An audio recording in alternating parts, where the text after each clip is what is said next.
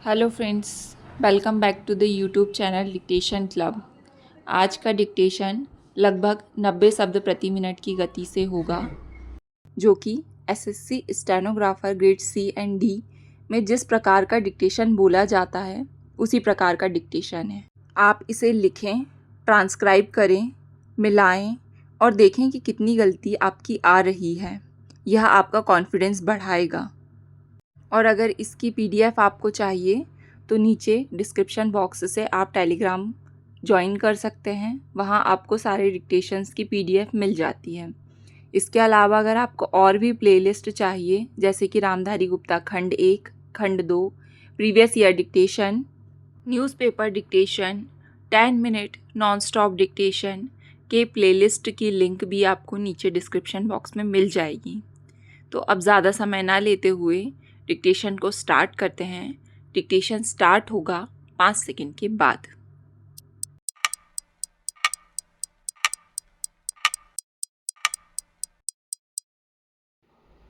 Speaker महोदय, मुझे बड़ी प्रसन्नता है कि आपके सौजन्य से मुझे खादी और ग्रामोद्योग के बारे में कुछ कहने का अवसर मिल रहा है। ऐसे अवसरों का मैं स्वागत करता हूँ, क्योंकि मैं समझता हूँ कि हमारे देश की जैसी आर्थिक व्यवस्था है और उद्योगों संबंधी जैसी रूपरेखा यहाँ सदियों से चली आ रही है, उसे देखते हुए हमारे जीवन में इन छोटे छोटे उद्योग धंधों का बहुत अधिक महत्व है। हम लोगों में यदि ऐसी धारणा न होती कि आधुनिक युग में भौतिक प्रगति का प्रतीक औद्योगिकीकरण ही है, घरेलू उद्योगों के लिए स्थान नहीं है, तो इस बात को इतना जोर देकर बताने की आवश्यकता न पड़ती। यह धारणा भ्रमपूर्ण और निराधार है। यह स्पष्ट है कि भारत जैसे देश में जहाँ 80% लोग गांवों में बसते हैं और 70% से अधिक जीवन निर्वाह के लिए खेती और खेती से संबंध रखने वाले धंधों पर निर्भर करते हैं, औद्योगिकीकरण बेकारी की समस्या को हल करने की अपेक्षा जटिल बना देता है। इसका प्रमाण यह है कि इस देश में औद्योगिकीकरण यद्यपि तेजी से किया जा रहा है और आज हम बहुत सी चीज़ों में स्वावलंबी हो चुके हैं, तो भी हमारी बेकारी की समस्या हल नहीं हुई, बल्कि बढ़ती हुई दिखती है। ऐसे में देश के छोटे छोटे उद्योगों का और विशेषकर ऐसे उद्योगों का जो सरलता से घरों में और दूसरे धंधों के साथ किए जा सकते हैं, एक विशेष महत्व है। यदि इस तथ्य को हम समझे बिना अपनी सारी शक्ति औद्योगिकीकरण में ही लगाने का निश्चय करें और यह आशा करें कि इससे बेकारी की समस्या हल हो जाएगी, तो इसमें कोई संदेह नहीं कि अंत में हमें निराश होना पड़ेगा। जब तक बेकारी दूर नहीं होगी, तब तक गरीबी भी दूर नहीं हो सकती, क्योंकि देश में चाहे जितना भी धन हो, वह उन्हीं लोगों में बंट सकता है जो धंधा करते हैं, ना कि उन लोगों में जो बेकार हैं। और यदि कोई गरीब है तो वे बेकार अथवा अर्ध बेकार लोग ही हैं। इसलिए देश की संपन्नता और ग्रामीण जनता के हित में इस भ्रम का निराकरण करना आवश्यक है और ग्रामोद्योग की उन्नति करने हेतु भरसक प्रयत्न किए जाने चाहिए। इस दिशा में इन दिनों जो सबसे महत्वपूर्ण कदम उठाया गया है वह है भारत सरकार द्वारा ग्रामोद्योग और खादी मंडल की स्थापना। सरकार ने इस मंडल को स्थापित करके ग्रामोद्योग को महत्व को ही स्वीकार नहीं किया, बल्कि उन्हें मान्यता देकर उन उद्योगों को उन्नत करने का दायित्व अपने ऊपर लिया है। जहाँ तक नीति निर्धारण का प्रश्न है, यह मान लिया गया है कि देश के सामाजिक और आर्थिक आयोजन में ग्रामोद्योगों को स्थान मिलना चाहिए और इसके लिए सरकार यथासंभव साधन जुटाने की भी व्यवस्था कर रही है। प्रथम पंचवर्षीय योजना के संबंध में मैं अधिक कुछ कहना आवश्यक नहीं समझता। आप लोग तो जानते ही हैं कि खादी को उन्नत करने के संबंध में सरकार ने विचार व्यक्त कर दिया है। स्पीकर महोदय, वास्तव में समस्या बड़े उद्योगों और ग्रामोद्योगों में सामंजस्य स्थापित करने की है। सभी उद्योगों का उद्देश्य उत्पादन बढ़ाना और आर्थिक दृष्टि से देश को समृद्ध करना है।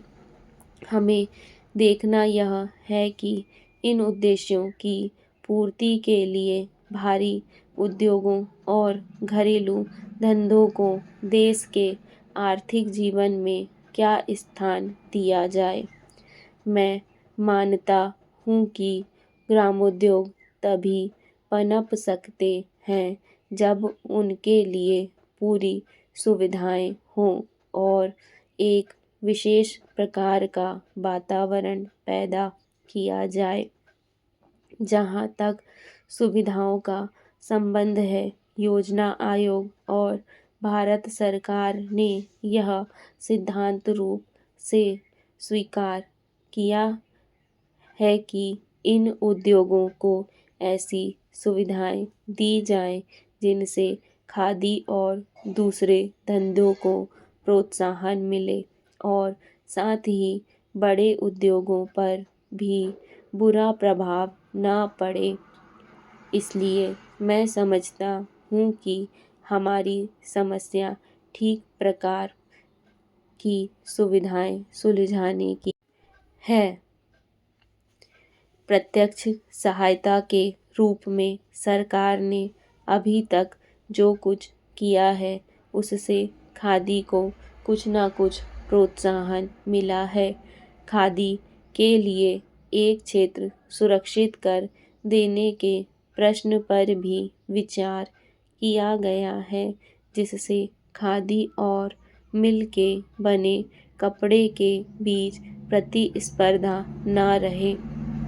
मैं समझता हूँ कि केवल खादी के लिए ही नहीं, दूसरे गृह उद्योग भी ऐसे हैं जिनके लिए क्षेत्र सुरक्षित कर देने चाहिए और जिन वस्तुओं का उत्पादन केवल ग्रामोद्योग द्वारा ही हो, उनके लिए हर प्रकार के बड़े कारखानों की स्थापना रोक दी जाए और यदि आवश्यक समझा जाए तो कानून का भी सहारा लिया जाए।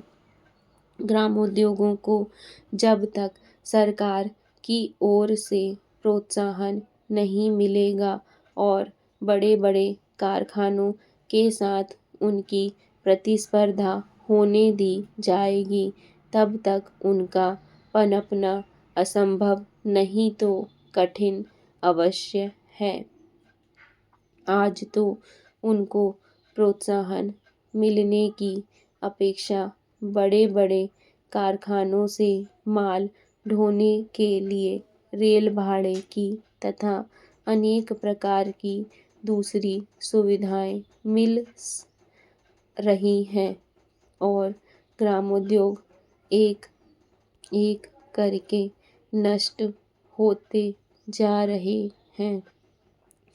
इस नीति में केवल परिवर्तन ही नहीं किया जाना चाहिए, बल्कि इसको दूसरी ओर मोड़ देना चाहिए और छोटे उद्योगों को प्रोत्साहन देने के लिए उन्हें सभी प्रकार की सुविधाएं मिलनी चाहिए।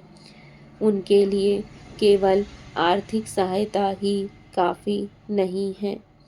मैं जानता हूँ कि सरकार ने बड़े बड़े कारखानों की सहायता के लिए करोड़ों रुपयों की सहायता दी है अथवा उनको बचाने के लिए कर के रूप में जनता पर अरबों का बोझ लादा है।